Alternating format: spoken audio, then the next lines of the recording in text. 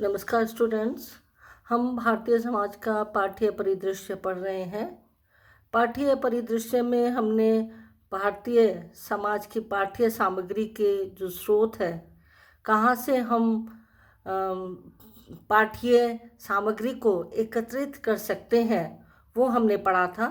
जिसमें भारतीय धर्म ग्रंथ हैं, ऐतिहासिक और समसामयिक ग्रंथ, पुरातत्व संबंधी साक्ष्य, विदेशियों के विवरण और मध्यकालीन फारसी और अरबी साहित्य है। आज हम पाठ्य परिदृश्य को हम पढ़ेंगे कि भारतीय समाज में पाठ्य परिदृश्य और हमें कहाँ से प्राप्त हो सकता है। इसमें हम प्रजातियों के योगदान को देखेंगे कि प्रजातियों का क्या योगदान रहा। भारत की जनसंख्या में प्रजातीय बहुलता तथा उसके तत्वों का सम्मिश्रण मिलता है। भारत की प्रजातियों का सबसे अधिक प्रमाणित और मान्य वर्गीकरण B.S. गुहा का है। ये समाजशास्त्री हैं। आपने भारत की जनसंख्या में 6 प्रमुख प्रजातियों का उल्लेख किया है। कौन कौन सी हैं? पहला है निग्रिटो, दूसरा प्रोटो ऑस्ट्रोलॉइड, तीसरा मंगोलाइड, चौथा भूमध्य सागरीय और पांचवा पश्चिमी चौड़े सिर वाले और छठा है नार्डिक। प्रथम 3 प्रजातियां भारत की प्राचीनतम निवासी हैं। निग्रिटो प्रजाति के निश्चित शारीरिक लक्षण अंडमान निकोबार द्वीप, ट्रावनकोर तथा कोचीन के कादर एवं पालियन आदिवासियों, आसाम के अंगामी नागाओं, पूर्वी बिहार की राजमहल पहाड़ियों में बसने वाले बांगड़ी समूह और इरूला में देखने को मिलते हैं। प्रोटो ऑस्ट्रोलॉइड समूह संख्या के अनुसार अधिक है, ये महत्वपूर्ण भी है। मध्य भारत की अधिकतर जनजातियां इसी प्रजाति की हैं। इंडो आर्यन, इनको अनार्य, दास, दस्यु या निषाद भी कहते हैं। भील और चेचू जनजातियों में इस प्रजाति के शारीरिक लक्षण मिलते हैं। मंगोलाइड 2 उपशाखाएं हैं, प्राचीन मंगोलाइड और तिब्बती मंगोलाइड। इस प्रजाति के लोग आसाम सीमांत प्रांतों, चटगांव, बर्मा, सिक्किम और भूटान में मिलते हैं। इस प्रजाति के तत्व हिमालय के पहाड़ों की जनजातियों तथा पूर्वी राज्यों आसाम, पश्चिमी बंगाल, मणिपुर और त्रिपुरा की जनजातीय जनसंख्या में भी मिलते हैं। गुहा के अनुसार इन तीनों प्रजातियों को भारत के मूल निवासी मान सकते हैं। आपके अनुसार प्रोटो ऑस्ट्रोलॉइड संभवतः निग्रिटो के बाद भारत आए थे। बाद में अन्य प्रजातियां भूमध्य सागरीय, पश्चिमी चौड़े सिर वाले और नार्डिक, जिसको हम इंडो आर्यन कहते हैं, भारत में आए थे। गुहा और दुबे के अनुसार इन्होंने रिसर्च करके बताया है कि भूमध्य सागरीय प्रजाति 3 शाखाएं अल्पाइन, डिनारिक और आर्मीनाइट के लोग द्रविड़ भाषा एवं संस्कृति से संबंधित रहे हैं। पारसी आर्मीनाइट प्रजाति के हैं, ये मुंबई में निवास करते हैं। अल्पाइन और डिनारिक के लक्षण उत्तर तथा पश्चिम भारत के कुछ समूहों में देखे जा सकते हैं। अंत में नार्डिक प्रजाति के लोग बड़ी संख्या में भारत में आए और इन्होंने भारत की संस्कृति और समाज पर गहरा प्रभाव डाला। इनके आने से पूर्वी भारत में एक विशिष्ट सभ्यता का विकास हो चुका था, सिंधु घाटी की सभ्यता, जिसको हमने पिछले उसमें पढ़ा था। नार्डिक्स प्रजाति सबसे पहले पंजाब में आकर बसी थी।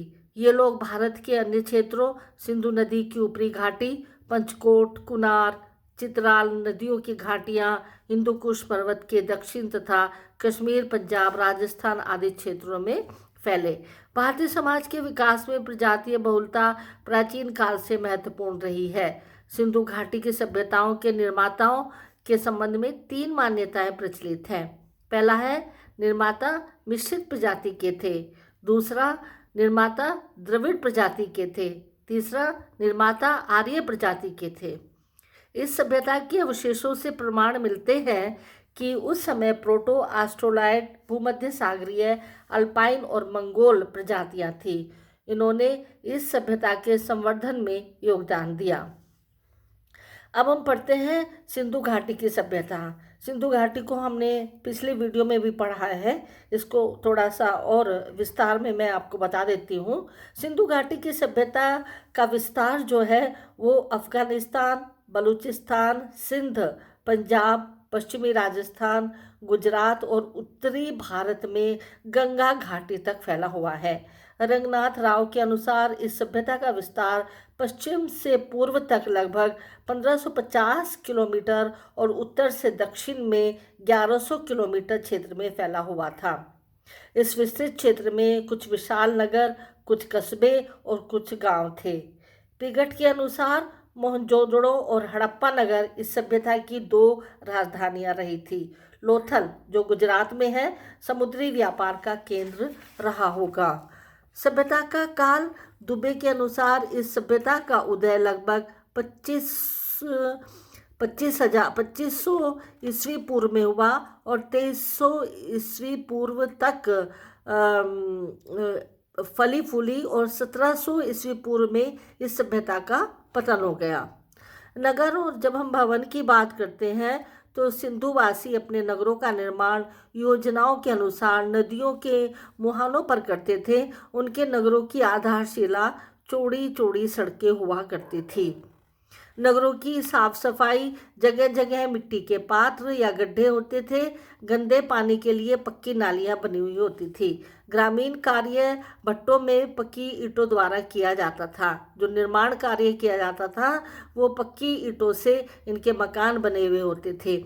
मकानों के दरवाजे और खिड़कियां गलियों और सहायक सड़कों की ओर खुलती थी। भारत के गजेटियर भाग 2 के अनुसार एक घर में एक केंद्रीय आंगन, 3 से 4 तक रहने के लिए कमरे, एक स्नानागार और एक रसोई घर होते थे। बड़े घरों में 30 तक कमरे और प्राय 2 मंजिलें होती थी। कई मकानों में कुएं भी होते थे और शानदार भूमिगत जल निकास व्यवस्था थी। सिंधु सभ्यता में विशाल भवनों के अवशेष मिले हैं और सड़कों और गलियों के दोनों तरफ दुकानों के अवशेष मिले हैं। सिंधु सभ्यता नगरीय और व्यापार प्रधान थी। इस सभ्यता की विशेषताएं निष्कर्षतः विशाल भवन, चौड़े चौड़े राजमार्ग, सुव्यवस्थित नालियां और नगर जो नागरिक जीवन की जो सुख सुविधाएं होती हैं वो सब उस काल में थी। सामाजिक, धार्मिक और आर्थिक जीवन उनका इस सभ्यता में हम उद्योग धंधों के साथ बड़े कुटीर उद्योग भी प्रचलित थे। ये लोग गाय, बैल, भैंस, कुत्ते, बिल्ली, हाथी आदि पशु पालते थे। मुर्गा, मछली, बकरा, गाय, सुअर का मांस खाते थे। मटर, तरबूज, केले, गेहूं, जौ की खेती करते थे। बैल को ये बड़ी श्रद्धा की दृष्टि से देखते थे। सिंधुवासी तांबा, सोना, चांदी का ज्ञान रखते थे और सभ्यता के अस्त्र शस्त्र सादे थे जिनका उपयोग वे अपनी आत्मरक्षा के लिए करते थे। ये मूर्ति पूजक और प्रकृति की शक्तियों के उपासक थे और ये यज्ञ हवन का इनमें विशेष महत्व था और पूजा में ये शिव पूजा या शिवलिंग की पूजा करते थे। सिंधु घाटी की सभ्यता एवं आधुनिक हिंदू धर्म। जॉन मार्शल, पिगट और अनेक विद्वानों का मत है कि आधुनिक हिंदू धर्म का स्रोत सिंधु घाटी रहा होगा। जॉन मार्शल ने लिखा है कि सिंधु घाटी के धर्म में बहुत सी ऐसी बातें हैं जिनमें मिलती जुलती हमें देखने को मिल जाती हैं। आधुनिक युग के प्रचलित हिंदू धर्म से कठिनता से इसका भेद किया जा सकता है। इनमें निम्न समानताएं देखने को मिलती हैं। जब हम वैदिक सभ्यता की बात करते हैं, वैदिक सभ्यता में सिंधु घाटी की सभ्यता के बाद वैदिक सभ्यता का महत्वपूर्ण प्रभाव पड़ा। वैदिक सभ्यता के अध्ययन के आधार पर इस काल के भारतीय समाज का पाठ्य परिदृश्य निम्नलिखित है। वैदिक सभ्यता एवं संस्कृति के संस्थापकों में ऋग्वेद में आर्य कहा गया है। बाहर से आए हुए आर्य नगवांतुकों ने भारत के मूल निवासियों के लिए दस्यु तथा दास आदि हीन शब्दों का प्रयोग किया और अपनी श्रेष्ठता बताने के लिए आर्य शब्द का उपयोग किया। जिसका संस्कृत भाषा में अर्थ है सुसंस्कृत, कुलीन या श्रेष्ठ। इन आर्यों ने भारत में पहले से बस रही प्रजातियों द्वारा विकसित सभ्यता और संस्कृति की उपयोगी और महत्वपूर्ण विशेषताओं को अपनाया। इस प्रकार आर्यों ने अपने संस्कृति के साथ स्थानीय संस्कृति का समन्वय करते हुए भारत में एक उन्नत तथा बहुल समाज और संस्कृति की परंपरा की प्रक्रिया का शुभारंभ किया। आर्यों द्वारा विकसित सभ्यता को ही वैदिक सभ्यता के नाम से जाना जाता है। सामाजिक आर्थिक जीवन इनका, ये पशुपालन करते थे और गांवों में ये लोग रहते थे। गाय को सम्मान की दृष्टि से देखते थे। ये मूर्ति पूजक नहीं थे। इनकी उपासना में अग्नि, हवन और यज्ञों का विशेष महत्व हुआ करता था। ये लोहा, सोना, चांदी और कांसे की सभी धातुओं का ज्ञान रखते थे। लोहे का खूब प्रयोग करते थे। इनके अस्त्र शस्त्र बहुत पैने हुआ करते थे। ये लोग, आर्य लोग, युद्ध के प्रेमी हुआ करते थे और इनका जीवन बड़ा सरल और सादा था। ये मांसाहारी थे, परंतु मछली इनको पसंद नहीं थी। इस प्रकार से जब हम वैदिक और सिंधु घाटी की सभ्यता को देखते हैं तो इसमें एक बात हम इसकी तुलना में देख लेते हैं, जो आर.सी. मजूमदार और एस.सी. रायचौधरी और काली किंकर दत्ता ने बताई है।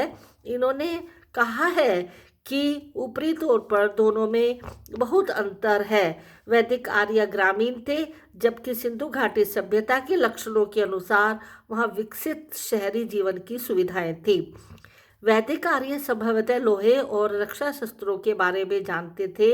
वैदिक सभ्यता में घोड़े की भूमिका बहुत थी, परंतु सिंधु घाटी में इसके अस्तित्व के बारे में शंका है। दोनों सभ्यताओं में धार्मिक विश्वासों और अभ्यासों के संदर्भ में भी महत्वपूर्ण अंतर थे। धन्यवाद। नेक्स्ट वीडियो में हम आर्यकरण और संस्कृतिकरण को पढ़ेंगे। धन्यवाद।